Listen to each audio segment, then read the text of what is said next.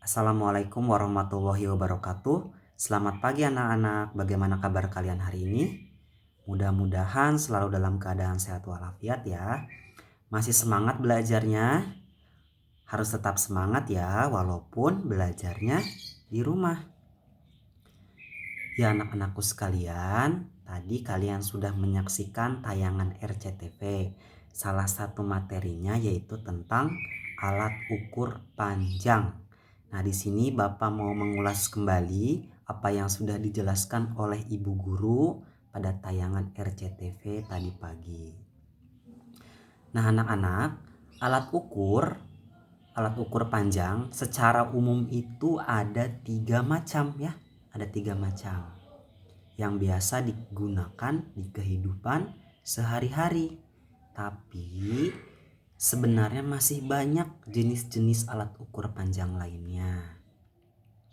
Nah, inilah 3 alat ukur yang secara umum biasanya digunakan oleh kita di dalam kehidupan sehari-hari. Apa saja itu? Yang pertama yaitu penggaris, yang kedua meteran, yang ketiga jangka sorong. Nah, untuk meteran sendiri itu banyak jenisnya nak, banyak macamnya yang biasa digunakan. Nah, kita lihat ya, yang pertama yaitu penggaris. Pasti kalian sudah sering melihatnya dan sering menggunakannya di dalam kehidupan sehari-hari. Apa sih fungsi penggaris itu? Fungsi penggaris digunakan untuk mengukur benda-benda yang berukuran kecil tidak lebih dari 30 cm. Nah, kalau kalian punya benda-benda kecil itu bisa diukur menggunakan penggaris.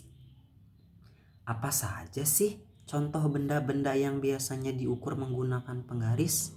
Yaitu buku, pensil, penghapus. Coba apa lagi?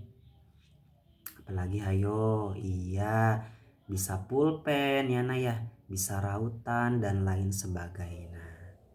Nah, jadi intinya penggaris digunakan untuk mengukur benda-benda berukuran kecil. Nah, penggaris ini biasanya ada yang terbuat dari besi dan juga ada yang terbuat dari plastik. Ini gambarnya nak, contoh gambarnya ya. Ini contoh gambar penggaris besi. Nah, satuan penggaris yaitu sentimeter atau disingkat cm. Nah, bagian-bagian penggaris itu ada 3 bagian nak. Yang pertama yaitu pangkal. Pangkal penggaris itu berada di titik 0. Sini ya, berada di titik 0. Ini nolnya nggak kelihatan di penggarisnya. Pasti di penggaris kalian kelihatan ya. Nah, titik 0 merupakan pangkal penggaris ya. Titik 0 merupakan pangkal penggaris. Nah, untuk ini yang tengah-tengah disebut tengah penggaris. Tengah-tengah ya. Kemudian yang paling belakang disebut ujung penggaris. Yang paling belakang disebut ujung penggaris. Tadi yang depan apa? Yang angka 0? Iya, yang angka 0 disebut pangkal penggaris. Kalau yang tengah disebut tengah penggaris. Dan yang paling belakang disebut ujung penggaris. Satuan penggaris yaitu sentimeter. Nah, yang kedua, ini gambar apa? Ya, ini adalah gambar meteran. Nah, ini salah satu meteran yang biasanya digunakan untuk mengukur benda-benda besar. Nah, fungsinya meteran digunakan untuk mengukur benda-benda besar yang lebih dari 30 cm. Nah, jadi kalau kalian mau mengukur benda-benda yang ukurannya besar, kalian bisa menggunakan meteran. Contoh benda yang dapat diukur menggunakan meteran yaitu lemari, kursi, kayu. Apalagi coba yang dapat diukur menggunakan meteran? Iya, betul. Contohnya jendela, ya, pintu, apalagi tembok dan lain sebagainya. Ini contoh gambar meteran. Paham ya? Dan yang ketiga yaitu jangka sorong. Ini nak bentuknya. Jangka sorong. Seperti huruf P terbalik. Apa sih fungsinya jangka sorong? Jangka sorong digunakan untuk mengukur benda-benda kecil yang berbentuk bulat atau lingkaran. Jadi, khusus jangka sorong ini digunakan untuk mengukur benda-benda yang berbentuk lingkaran. Contohnya apa? Contohnya yaitu uang koin dan tutup botol. Nah, uang koin dan tutup botol.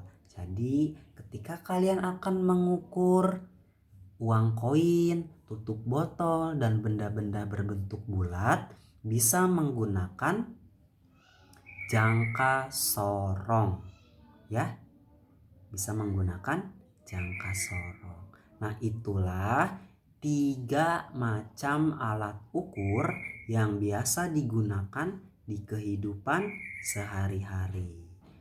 Sebenarnya masih banyak ya jenis-jenis alat ukur lainnya, tapi yang Bapak jelaskan hanya 3 yang biasanya digunakan di kehidupan sehari-hari. Nah, jangan lupa ya, nanti Bapak akan memberikan tugas, kalian kerjakan dengan baik. Jangan lupa untuk selalu mematuhi protokol kesehatan. Tetap semangat belajarnya. Sekian dari Bapak. Wassalamualaikum warahmatullahi wabarakatuh.